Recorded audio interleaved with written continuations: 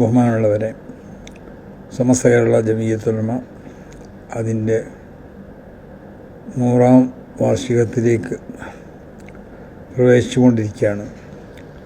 അതിന് മുന്നോടിയായി കൊണ്ട് ബഹുമുഖ പദ്ധതികളാണ് സമസ്ത കേരള ജമീയത്തുൽ ഉലമ ആസൂത്രണം ചെയ്തിട്ടുള്ളത്.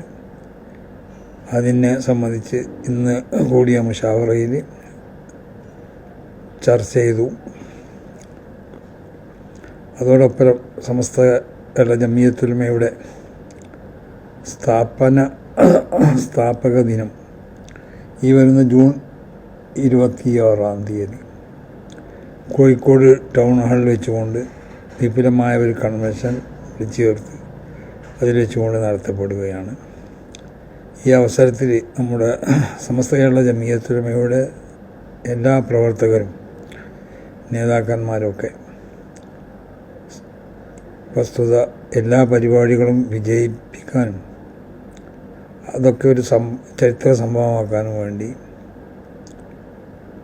സജീവമായി രംഗത്ത് വരണമെന്നാണ് പ്രത്യേകമായി ഈ അവസരത്തിൽ ഓർമ്മപ്പെടുത്താനുള്ളത്. പ്രത്യേകിച്ച് സമസ്ത കേരള ജമീയത്തുൽ ഉലമയോട് അണികൾ വാട്സപ്പ് കൂടി മറ്റുമൊക്കെ നടത്തുന്ന തെറ്റിദ്ധാരണ ജനകമാവുന്ന വാർത്തകളും എഴുത്തുകളൊക്കെ പൂർണ്ണമായി അവസാനിപ്പിക്കണമെന്നും വളരെ സന്തോഷത്തോടും ഐക്യത്തോടും കൂടി മുൻകാലങ്ങളിലൊക്കെ ഇവിടെ ഉള്ളതുപോലെ സമുദായിക ഐക്യവും മറ്റ് ഐക്യങ്ങളൊക്കെ സ്നേഹമൊക്കെ കാത്തു സൂക്ഷിച്ചുകൊണ്ടാവണം സമസ്ത കേരള ജമീയത്തുൽ ഉലമയുടെ നേതാക്കന്മാരും പ്രവർത്തകരൊക്കെ പ്രവർത്തിക്കേണ്ടതെന്നും അതിന് വിരുദ്ധമാവുന്ന എല്ലാവിധ പ്രവർത്തനങ്ങളിൽ നിന്നും മറ്റും എല്ലാവരും ഒഴിഞ്ഞേക്കണമെന്നും പ്രത്യേകം എല്ലാവരും ഉണർത്തുകയാണ്. അതുപോലെ നമുക്കറിയാം 2024 ലോകസഭാ തെരഞ്ഞെടുപ്പ് കഴിഞ്ഞു. ഈ അവസരത്തിൽ ഇന്ത്യ സഖ്യം അതിൻ്റെ ഇതിലുള്ള രാഷ്ട്രീയ കക്ഷികൾ പരമാവധി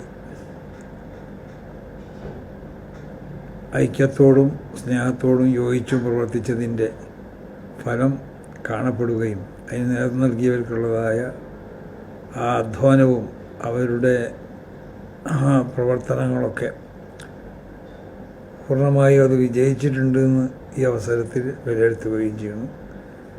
ഈ നിലക്കുള്ള യോജിപ്പോടുകൂടി മതേതരത്തിന് ഇവിടെ സംരക്ഷിക്കപ്പെടാൻ, ഇന്ത്യ രാജ്യത്തിൻ്റെ പാരമ്പര്യം സംരക്ഷിക്കപ്പെടാൻ, ഈ ഇന്ത്യ രാജ്യത്തുള്ള മതസൗഹാർദ്ദവും സ്നേഹവുമൊക്കെ സംരക്ഷിക്കപ്പെടാൻ ആവശ്യമാവുന്ന പ്രവർത്തനങ്ങൾക്ക് എല്ലാ മതേതര കക്ഷികളും ഒത്തൊരുമിച്ചുകൊണ്ട് നേതൃത്വം നൽകി കൂട്ടായ്മയോടുകൂടിയുള്ള പ്രവർത്തനങ്ങൾ നടത്തണമെന്നുകൂടി ഓർമ്മപ്പെടുത്തുന്നു. അല്ലാഹു സുബ്ഹാനഹു വ തആല നമ്മുടെ ഈ